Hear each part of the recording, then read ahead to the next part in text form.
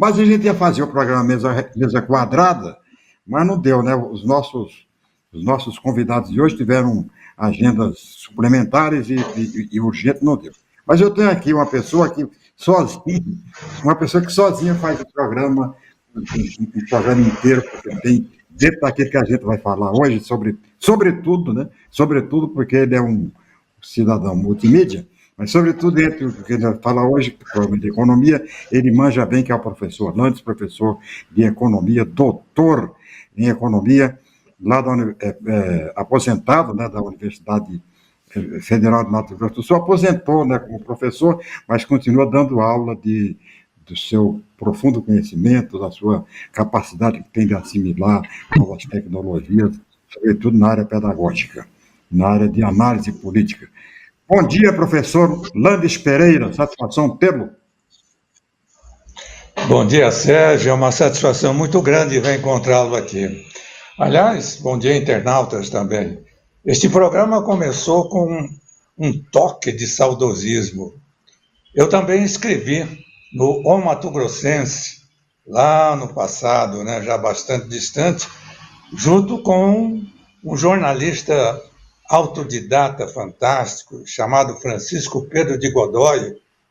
Nessa época, ainda o Correio do Estado tinha dois jornalistas também extremamente participantes, o Julinho e o Gamba. Você deve lembrar bem dos dois. O Gamba. Pois é importante o Gamba, né? O Gamba me convidou para trabalhar no Correio do Estado. Eu escrevia no Mato Grossense uma coluna de política chamada Fofocalizando, e ele me convidou para trabalhar no Correio do Estado. E eu não tive a oportunidade de trabalhar no Correio do Estado. Depois eu trabalhei no grupo na Rádio Cultura, mas não tive a oportunidade de trabalhar no Correio do Estado. Aliás, uma das minhas frustrações. Mas continua. Mas é isso, o Correio do Estado realmente é um resistente na história, né? Eu sou assinante e também assinante do O Estado de Mato Grosso do Sul, onde eu escrevo uma crônica às terça-feiras, tá? Com um espaço que me foi dado aí. É um jornal que abre as portas para a polêmica política, econômica. Então, nós estamos bem, apesar de ainda não ser aquilo que desejaríamos para uma mídia independente, totalmente independente, é o que temos de melhor no centro-oeste brasileiro. Tá? Correio do Estado, hoje com 71 anos, e o Estado, que é uma força, sem dúvida nenhuma, valiosa. Mas eu creio que estamos passando por momentos críticos e históricos. É um momento em que a economia brasileira, a política brasileira passa por uma transformação. Vamos ver aí, vamos discutir a esse respeito hoje, né, Sérgio? Você que é um profundo conhecedor dos bastidores dessa área da política, principalmente do Congresso Nacional, da Assembleia Legislativa, do Governo do Estado. Eu, quando quero saber alguma coisa, eu me concentro nas informações trazidas pelo Sérgio Cruz, meu velho amigo dos tempos do pau na mula, aquelas lutas contra a ditadura, contra as arbitrariedades de um governo nebuloso, um governo que não deixou saudade para ninguém, a não ser para aqueles que ainda não entendem o que seja viver em uma democracia, né, Sérgio? Pois é, Landes, a gente vai começar a economia. Eu queria conversar com você sobre a economia no Brasil, né? Sobretudo a política fiscal do governo. Eu queria que você traçasse uma comparação do Lula 1, Lula 2 com o Lula 3. Quer dizer, o que tem de diferente do Lula 3 para os outros Lulas, né? Lula 1 e Lula 2. Por que Lula 1 e Lula 2 foram tão bem avaliados, sobretudo Lula 2, e o Lula 3 está patinando na opinião pública? Tem uma Porque resposta aí, Lula tá 1 bom? e Lula 2 eram momentos de transição. Nós tínhamos ainda muitos resquícios de um governo ditatorial e passando por momentos desagradáveis, como foi o caso do Collor, aquela política totalmente desregrada. Depois nós tivemos o Fernando Henrique com seu neoliberalismo e toda uma jogada de prorrogar e criar jogadas para a recondução de um segundo mandato, enfim, havia uma expectativa, inclusive uma expectativa de esquerda e direita racionais, que hoje não existe mais. Hoje nós podemos dizer no Lula 3, Lula é um governante de esquerda? Em absoluto, Lula não é um governante de esquerda. O governo atual não pode ser taxado de esquerda, assim como o próprio extremismo do Bolsonaro não pode ser chamado de extrema-direita, porque direita e esquerda precisam ser reavaliados, precisam ser reinstitucionalizadas suas novas formas. Eu perguntaria, o que é esquerda, o que é direita? Tá? Lula passou com o mensalão, passou momentos difíceis. Inclusive, muitos analistas até pensavam que ele não iria se recuperar quando ele entra para um segundo mandato. Coisa de Brasil, né? Coisas aonde, por trás de tudo isso, existe um fenômeno chamado centrão. Tá? São pessoas, são políticos que mandam sempre no país. Esses dias eu vi um boné dizendo assim, o Brasil é do centrão. E se nós analisarmos esse passado recente, do FHC para cá. O centrão, essa figura informe que comanda a política nacional, ela está sempre presente. São fisiologistas. Ele não quer saber se está certo, se está errado, se o povo perde, se o povo ganha. O que interessa é que eles tenham o mando, principalmente o mando orçamentário, e depois o mando político de cargos, funções. Ele quer estar sempre no poder.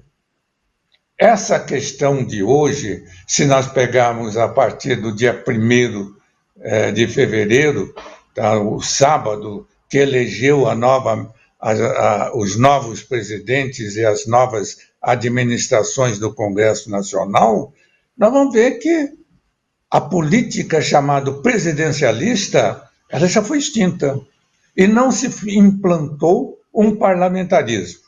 Ontem, um deputado estava protocolando ou tentando protocolar um projeto para uma PEC de um presidencialismo, de um semipresidencialismo, onde o presidente da República iria viajar à vontade para o exterior, para cá, para lá, etc., e um primeiro-ministro designado pelo Congresso Nacional iria administrar o orçamento e as outras políticas internas. Eu creio que essas diferenças entre Lula 1 e Lula 3 é muito tênue, porque também Lula, um grande articulador político, soube sair das armadilhas do Lula 1, mas caiu em muitas armadilhas no Lula 2. E essas armadilhas agora foram crescentes e estão deixando o governo encurralado. Ele está na parede. A cada momento que passa, o Congresso, com as suas preciosas emendas parlamentares, vão assumindo o comando do país. E essa tentativa de legalizar esse estado de coisas com um semipresidencialismo reflete-se na escolha, nos bastidores até do primeiro-ministro, quando Lula promete cargos de ministro para o ex-presidente do Senado e para o ex-presidente da Câmara dos Deputados. Aonde vamos chegar? Ainda não temos bem delineado, mas o que Lula perdeu e perde muito a cada momento que passa é uma política de indefinições, não só econômicas, mas também ideológicas. Perdeu aquela característica ideológica que foi marcante no final do século passado, início desse século. Não temos mais isso. Hoje o que nós temos é emendas particulares para a reeleição de parlamentares e também de executivos que fazem o jogo. Esse jogo, tá? Teve um senador, agora diz assim, é o jogo da política. Tem um deputado estadual, não vou citar o nome, mas eu vou citar a frase, ele diz assim, eu sei jogar o jogo. Você sabe quem usa essa frase. Tá? Eu sei jogar o jogo. E ainda diz assim, aqui no MS não existe extremos, porque nós nos acertamos. E também nos acertamos no país como um todo, Sérgio. Eu acho que é por aí que a gente tem que começar a conversar. Orlando, você não acha que, por exemplo, Lula 1, Lula 2, né, fizeram um governo bem mais social-democrático, bem mais de coalizão do que está fazendo agora? Você veja bem, a política econômica do governo Lula 1 e Lula 2, ela foi praticamente dirigida pelo centro-direita ou pela direita, né? Porque na verdade, quem orientou a política econômica do Lula 1 e Lula 2 foi o Henrique Meirelles, que era um liberal vindo do PSDB, que renunciou ao cargo de deputado federal em Goiás e terminou assumindo a economia, porque ele era o Banco Central e ele é que realmente que dava as ordens econômicas do país, partia exatamente do Banco Central, partia exatamente do Henrique Meirelles. Você não acha que nesse Lula 3 ele falhou na sua política de conciliação ou de coalizão, que era extremamente necessária, até porque a campanha de eleição do Lula, ela foi feita exatamente em cima dessa conciliação que ele usa até hoje, né, como união e reconstrução e tal. Você não acha que ele pecou na hora de escolher a equipe econômica deste Lula 3? Sérgio, Lula 1 herdou a política neoliberal do Fernando Henrique Cardoso. E essa política neoliberal, o sistema financeiro internacional, colocou Henrique Meirelles no Banco Central para coordenar a política. Tanto é que ele colocou como ministro da Fazenda um médico que estava totalmente fora dessa estrutura. Quem mandava e quem ditava ordens era esse mecanismo do sistema financeiro internacional via Meirelles. Então, o tal mercado é que comandava. E o Lula seguiu essa rota, deu sequência ao neoliberalismo herdado de Fernando Henrique Cardoso. O Lula 3, por sua vez, herdou também, só que herdou uma estrutura falida de Bolsonaro. Então, o Bolsonaro, nas seus rompantes, né, naquelas suas bravatas, entregou a política econômica para o Centrão. Deixou uma herança para o Lula. E o Lula não soube escapar dessa herança. Ele deu sequência à herança. Ele deu sequência e ampliou o poder do Centrão.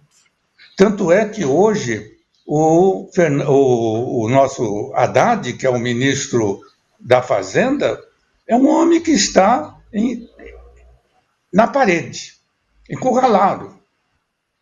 Tá? Tanto por parte do Centrão, como da parte do fogo amigo do próprio PT e aliados do governo. A estrutura ministerial do Lula é de centro-direita.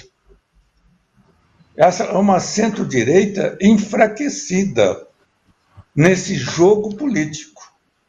Ela não tem poder de negociar com seus próprios partidos. Então, o ministro fulano de tal, que é do partido tal. Só que ele não tem acesso a esse partido que tem representação no Congresso Nacional.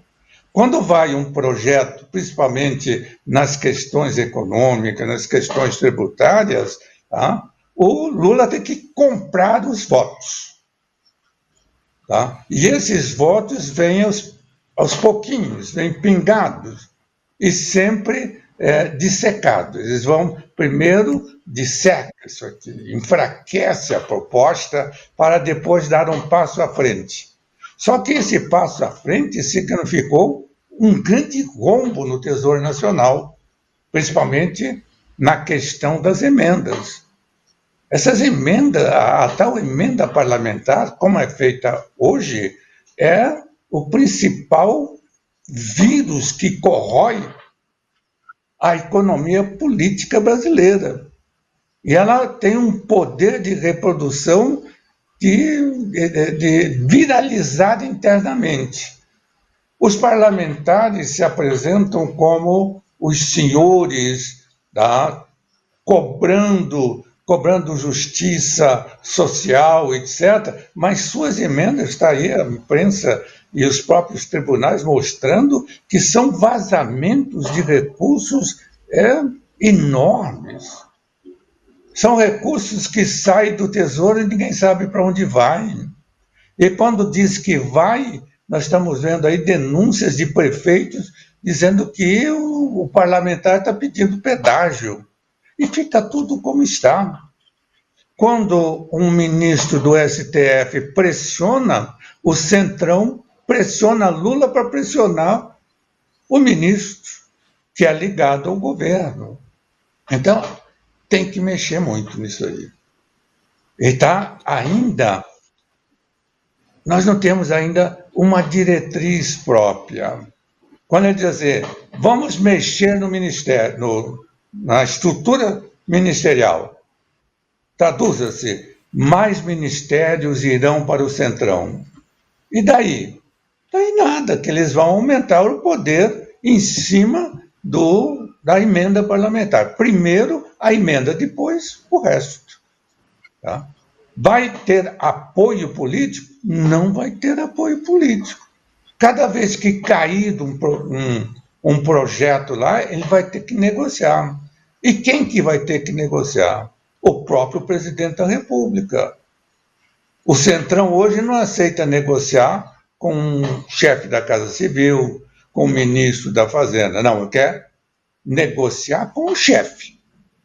E o chefe está enfraquecido. Tanto que esse projeto, não foi dado detalhe, mas que querem, vamos dizer assim, oficializar esse semipresidencialismo, tá? Ele joga com a vaidade daqueles que estão no comando. Quem? Lula Janja. O presidente da República vai poder viajar à vontade. Vai para o mundo internacional negociar com os outros países, e a diplomacia, etc. O nosso orçamento vai ser administrado pelo primeiro-ministro, ditado, indicado pelo Centrão. Ou, se quiser, pelo Senado, pela Câmara dos Deputados, tá? pelo Congresso, que vai dar no mesmo. Então, é um quadro que vai muito além daquilo que está vazando nos bastidores. Há uma semelhança e, ao mesmo tempo, uma diferença muito grande entre a herança deixada por FHC e a herança deixada pelo Jair Bolsonaro. Não é a mesma coisa. Só que o Lula deu sequência da mesma forma. Eu creio que a gente tem que pensar muito a respeito disso, mas muito mesmo. Então. Há uma... Orlando, Sim, você, você, diga. você, é, você não acha que foi um erro do governo Lula? É uma primeira pergunta, depois eu vou fazer a segunda. Primeira pergunta, você não acha que foi um erro do governo Lula, primeiro, trocar o teto de gastos pelo arcabouço fiscal? Segundo, você não acha que o Brasil pecou, errou quando demonizou a CPMF? Isso voltando ao passado. Então, essas duas coisas, né? CPMF, que eu acho que na minha opinião, que deu um impulso, né, à gestão, principalmente do Lula 1, e esta questão do arcabouço fiscal e do teto de gastos. Né? Qual a tua opinião sobre esses dois assuntos? A CPMF, ela teve dois erros, pode ser observado aí. Primeiro, a ideia, a teoria, ela foi muito boa, em princípio, porque ela tinha por objetivo reforçar a, a área da saúde, que é um dos grandes dilemas que o Brasil tem aí há décadas e décadas e continua agora cada vez se aproximando mais. Mas no momento em que ele transformou, em que se transformou, não ele, mas que o sistema transformou a CPMF como uma fonte de renda comum e os recursos foi para a vala comum também, para ser aplicado onde ele quisesse, tá? Ela uma falha. Não tinha mais razão de ser. Nós vemos que os próprios autores intelectuais da CPMF foram contra já no final. Não tinha sentido mais. Então, a primeira falha foi permitir que se distorcesse a destinação da CPMF. E a segunda falha foi não tentar reconduzir as origens ao trilho, a tal da CPMF. A opção mais fácil foi extinguir. Então, cara com isso. Só que ao extinguir isso, não colocaram nada a respeito.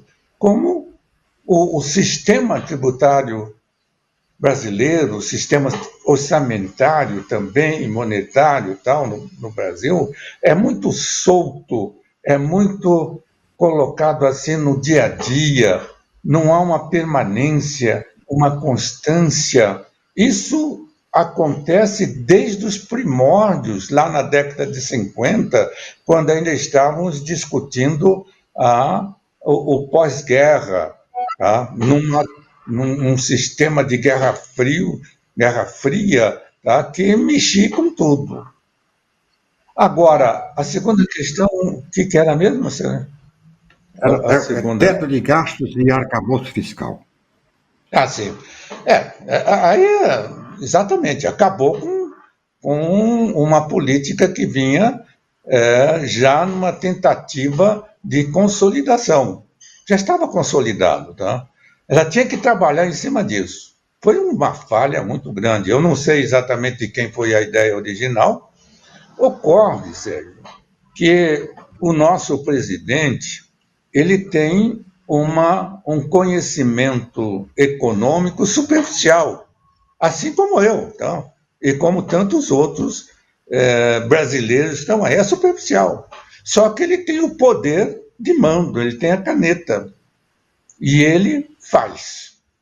Ele não deixa por fazer. E ele não respeita a equipe econômica que ele colocou. A equipe econômica brasileira é boa. A equipe do Haddad é uma equipe boa. O próprio ministro Haddad é uma pessoa competente na área. Ele sabe ouvir, ele sabe negociar, ele sabe se rodear de técnicos competentes e tal. Mas ocorre que, por exemplo, no Ministério do Planejamento, nós não temos uma equipe que acompanhe esse mesmo poder do Ministério da Fazenda. Quer dizer, o Ministério do Planejamento ele trabalha naquilo que o Lula gosta. É a eleição de 2006. Então, é um processo que vem, processo político-eleitoral, antes de ser um processo econômico de planejamento, de definição de programas, de sistemas, de projetos. Tá? Eu acho que a coisa aí não está jogando bem. Agora, esse choque, mesmo latente, mesmo de bastidor, entre Ministério de Planejamento e Ministério da Fazenda, nós vemos isso desde o século passado, não é novidade para ninguém. Né? Às vezes temos um ministro de planejamento forte que se sobrepõe à Fazenda e vice-versa. E nem sempre nós temos pessoas capacitadas para o cargo. Ele pode ser capacitado, muito bem capacitado e qualificado para outra função, mas não para aquela. A equipe da Fazenda é boa e parece-me que está trabalhando de comum acordo com a equipe do Banco Central. Um dos erros que está acontecendo agora é o nosso presidente ainda culpar o ex-presidente do Banco Central pelo desequilíbrio inflacionário que está acontecendo. Vi ontem uma entrevista dele dizendo que essa elevação de preço de alimentos, etc., é consequência da política do ex-presidente do Banco Central. Pode até ter um pontinho de verdade, mas não é o único, e nem o principal. A conjuntura é mais complexa. Dizem os economistas que a análise clássica tem uma frasezinha mágica, dizer, ceteris paribus. Pega uma variável e movimenta, contanto que todas as demais variáveis permaneçam constantes. Isso é análise clássica. E na vida real, não é assim. Eu vou pegar o juro e o resto espera aí. O resto não espera. Acompanha também. Então, eu não posso culpar exclusivamente o juro pelo desequilíbrio. Tá? Eu tenho que tentar fazer isso. Mas essa é uma análise que nós brasileiros não costumamos fazer. É uma análise marxista. Karl Marx, ele não segue essa análise do ceteris paribus. Ele sempre joga a sua análise num processo tripartite dinâmico. E é por isso que nossos políticos do mundo ocidental, do mundo capitalista, não gostam do Marx. Eu também não tenho nada a ver, eu não sou marxista em absoluto, mas esta é uma realidade que não chegou no Brasil. Pode dizer assim, mas social-democracia, ela é mais dinâmica, ela se aproxima mais de um processo socialista. Ele não isola a variável, ela procura trabalhar com um conjunto de variáveis econômicas, tá? O que não está acontecendo agora. As intenções do Haddad são boas, só que ele não vai conseguir romper a resistência do Centrão no Congresso Nacional e não vai conseguir escapar totalmente do fogo amigo do PT, que está lá bombardeando. Querem o lugar dele. Por que querem o lugar dele? Eu realmente não atentei ainda esse porquê. Eu acho que a questão é como dizia antigamente, o buraco é mais embaixo. Tá? Eu me lembro dessas histórias. Tá? Não sei se... Orlando, você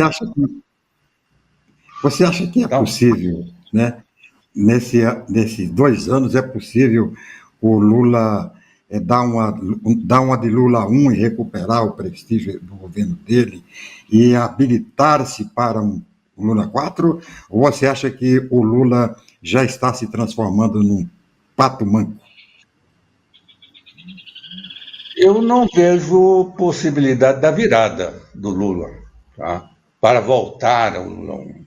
O Lula, como todos nós, fomos influenciados pelo tempo. Tá? nós, tanto eu, você, o Lula e todas as pessoas, todos os seres humanos, tá?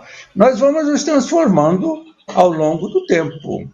Vamos assimilando os reveses, vamos assimilando as vitórias, vamos reestruturando nossas metas, nossos sonhos, nossas propostas. Tá?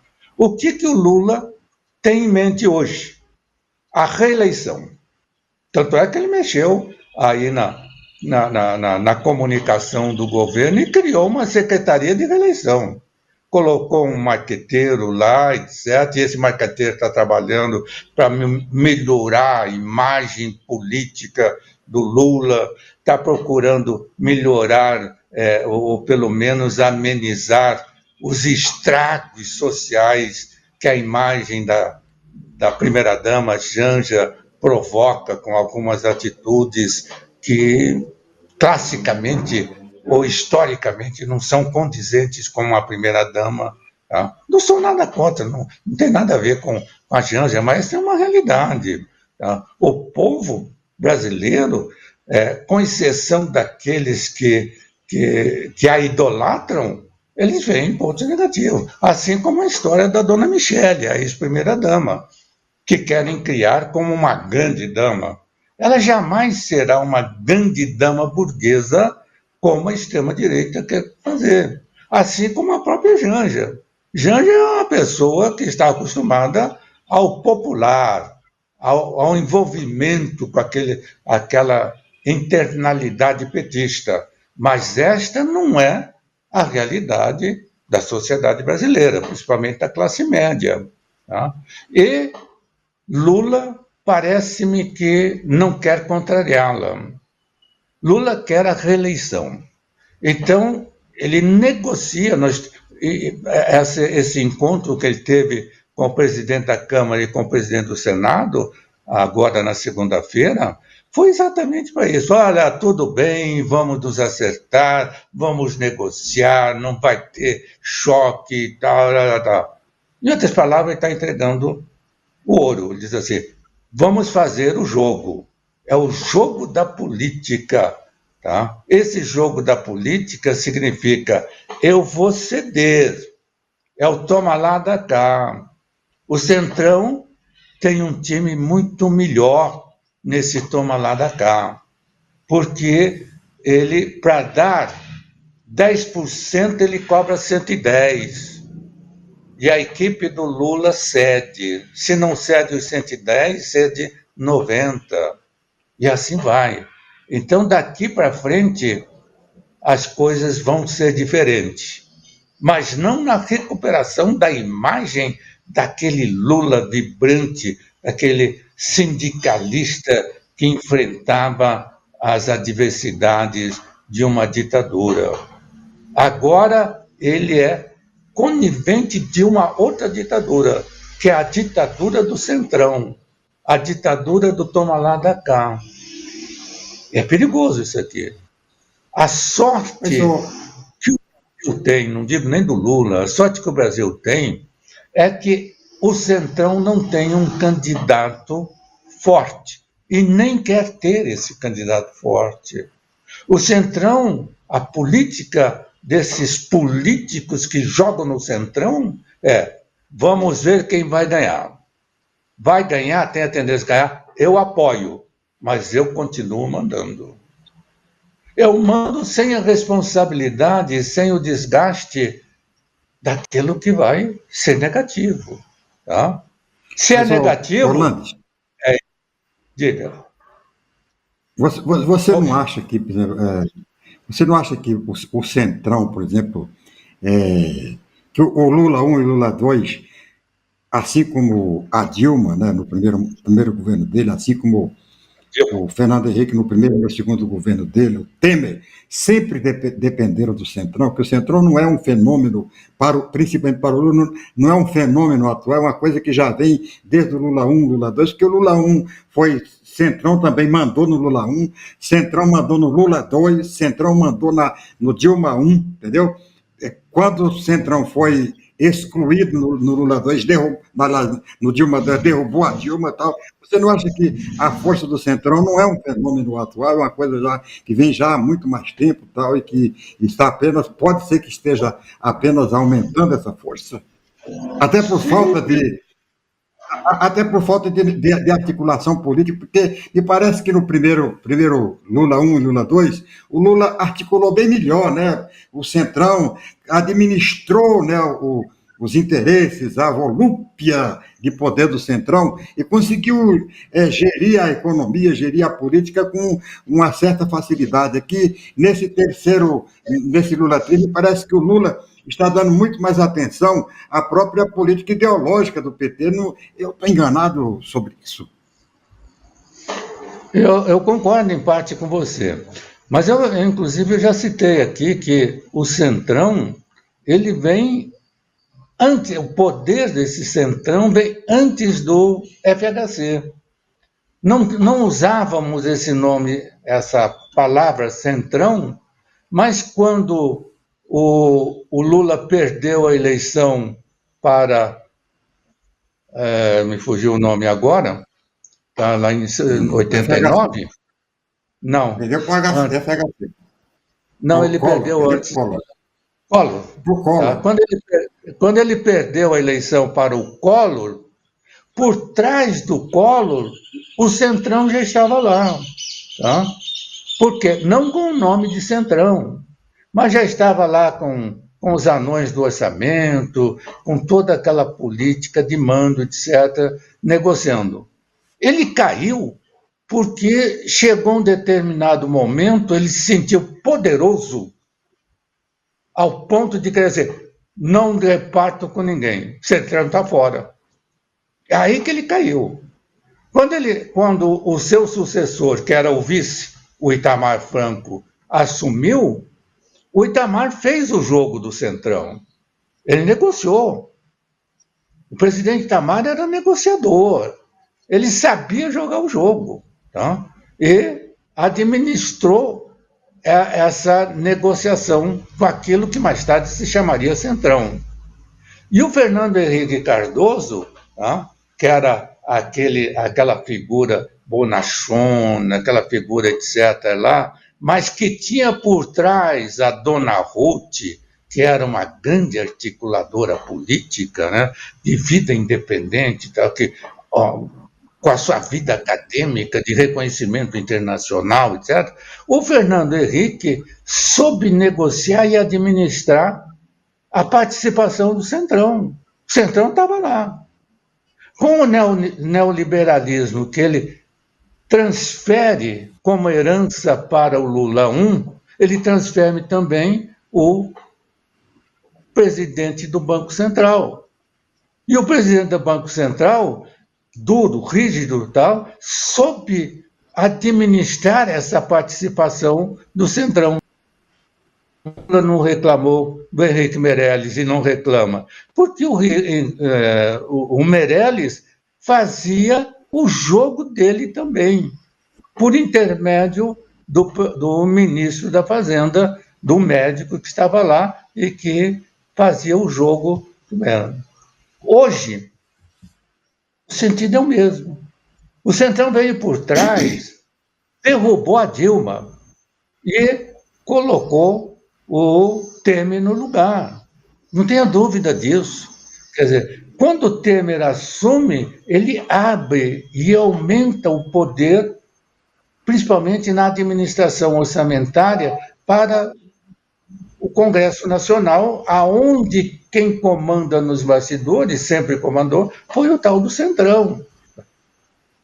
Quando volta e assume o nosso ex-presidente Bolsonaro, naquela loucura dele, aquela demonstração de querer implantar uma ditadura, de dar um golpe de Estado, ou sei lá o que ele pretendia efetivamente e tal, o Centrão foi corroendo, foi se infiltrando por dentro, né? Ele foi assim igual o bicho da goiaba, ele foi comendo tal, e de repente entregam uma herança para o Lula.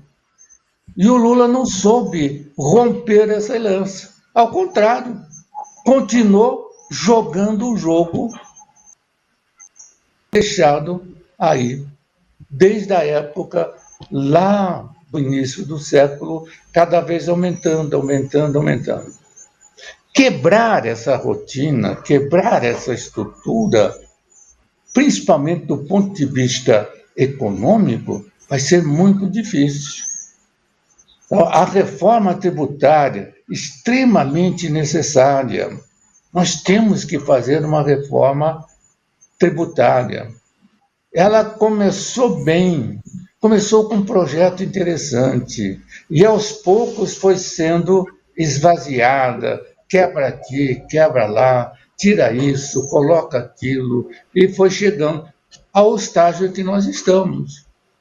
Avançou? Avançou sim, um pouco, mas nem 50% daquilo que necessitávamos no início da caminhada. E daqui para frente? Será que a equipe do Haddad vai conseguir reverter esse processo? O Hugo Mota diz que vai ajudar, mas ao mesmo tempo que diz que vai ajudar, ela vai corroendo as bases da negociação. E agora vem um ano pré-eleitoral. Só que não é um ano pré-eleitoral, efetivamente.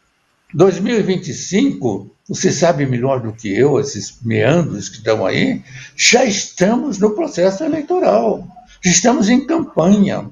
Tá? Quando nós pegamos Mato Grosso do Sul, nós estamos vendo aí a campanha do governador para a reeleição, do ex-governador para o Senado, a outra vaga do Senado sendo discutida e reivindicada, pelo menos 4 ou 5 pré-candidatos, quem vai para isso, quem vai para aquilo, no governo federal. Então, esse jogo vai ter que ser muito bem administrado. Não pode ser entregue pura e simplesmente assim. Tá aí, vamos deixar acontecer. Porque se deixar acontecer, pode ser que tenhamos uma surpresa desagradável, muito desagradável. Tá?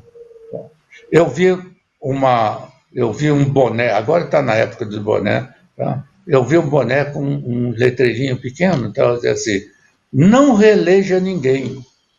Me chamou a atenção. Eu não sei se é da esquerda, da direita, tá, mas está lá o bonezinho, lá, não reeleja ninguém. Tá? O outro boné que eu já citei aqui é o Brasil é do Centrão.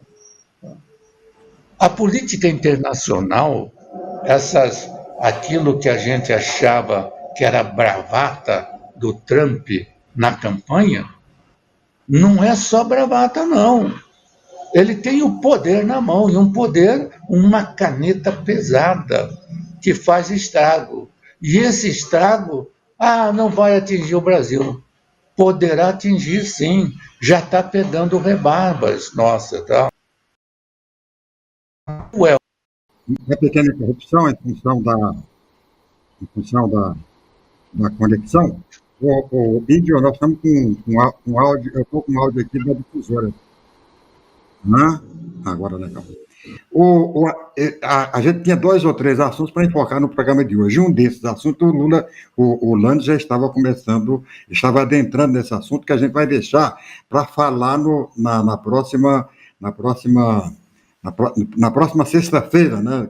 Quando a gente espera que já tenha composto a mesa quadrada que não conseguimos fazer até agora, já na próxima sexta-feira, então a gente volta para falar da questão internacional, desse problema do Trump, né? Que é um assunto que está muito em movimento.